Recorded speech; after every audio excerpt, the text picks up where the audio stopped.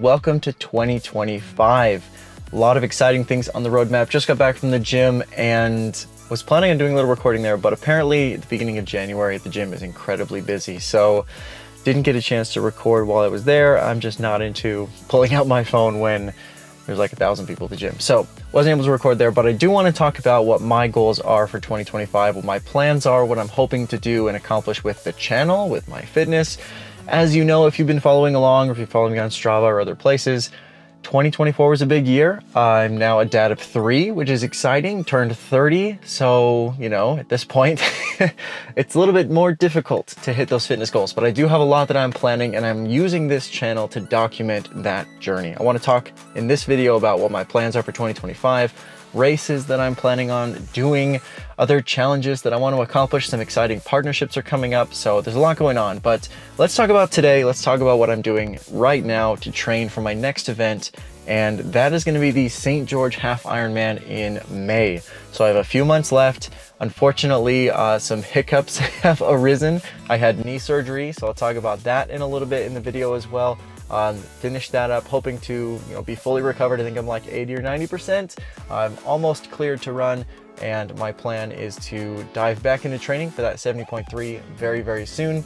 But today I went to the gym in the morning, had a 30-40 minute workout, did a little bit of chest and back today, and then my goal this evening is to do a quick brick workout with a 30-minute bike ride. I don't think I have too many large intervals, but I will walk you through that workout when we get there.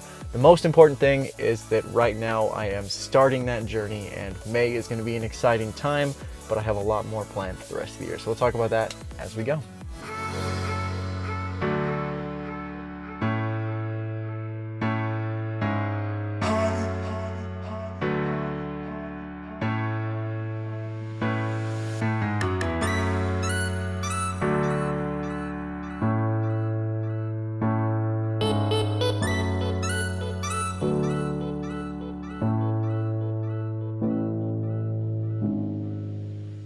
Okay, it is time to ride. So we're heading into the home office where I have my bike.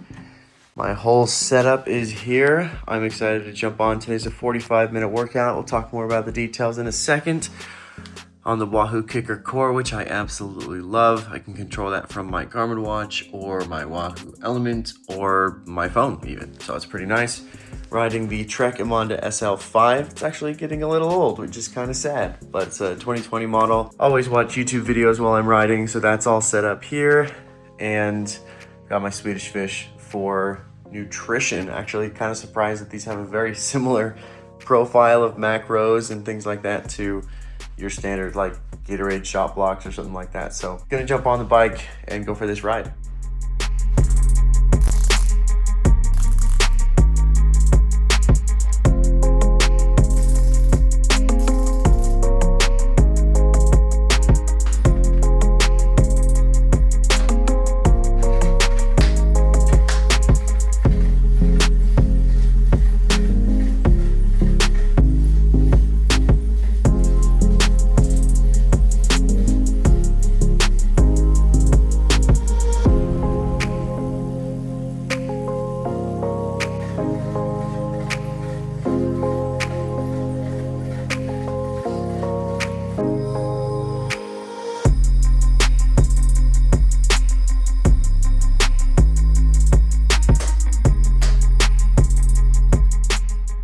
Workout completed. Pretty excited about that one. It was not as hard as I expected it to be. The workout itself, I'll put up Strava Trainer Road, but it was 3 12-minute efforts between 200 and 175.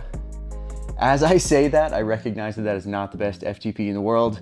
My FTP is rated right now, I think around 232. So not as high as it's been, but pretty pumped about putting in the effort, putting in the consistency. If I've learned anything in this time, it's that the consistent effort is what wins. So that's what I'm doing. That's what I'm here to do. And that's a big part of making this video. There was a part of me that was saying, you know what, I should wait till I make this video so I can have a higher FTP or lose a little bit of weight. Yeah, it would be easier, but I've already procrastinated this too long. And I want this to be more of like this is my effort. This is my journey toward this Ironman. Yeah, probably slower than a lot of people watching this video. And maybe I'm faster than some. And at the end of the day, it's more This video I'm making for myself to say, here's where I started, here's where I finished, and really track a little bit more of that effort.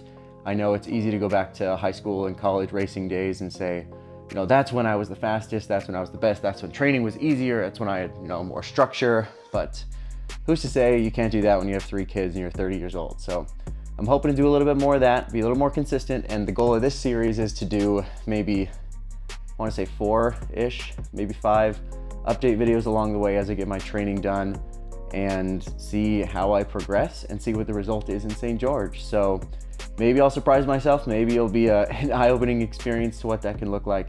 But usually a week for me is gonna look like a lot of gym mornings, but I would say 2 or 3 times in the morning I will lift weights, and then another 2 or 3 times I will go for a 30-minute to an hour run as my kind of gym time in the morning. I like their treadmills a little bit better than this one because they have the included fan and it's not as skippy. I can swap speeds a little bit easier.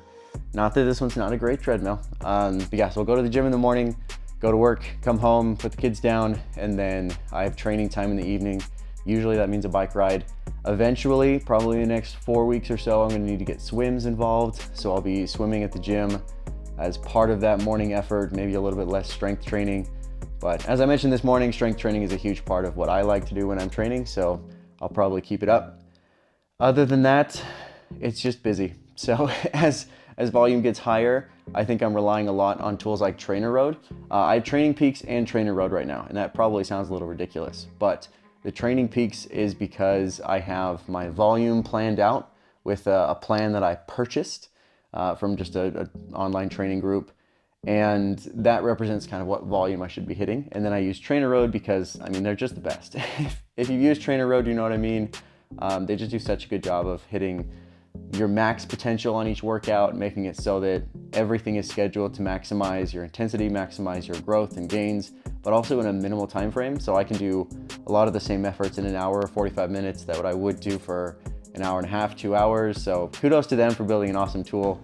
I wish their tool did a much better job of triathlon. They say it does triathlon, but it just schedules what feels like kind of random workouts in, when I feel like they should take everything they did awesome on the bike and turn that into an awesome swim and run platform. That would be cool.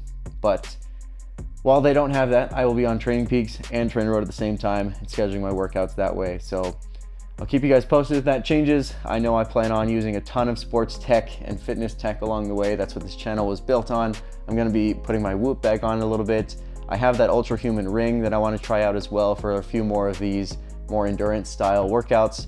But the king right now is the Garmin Forerunner 965 that I'm using. That is kind of tracking everything for me right now and is doing a fantastic job of that. It's really the tool that I enjoy because it does everything, it does it well, and it doesn't annoy me with too many notifications and too much to do on it. So super fun, that's the plan. Hopefully we can execute on that plan. But I will see you guys in the next video in this series.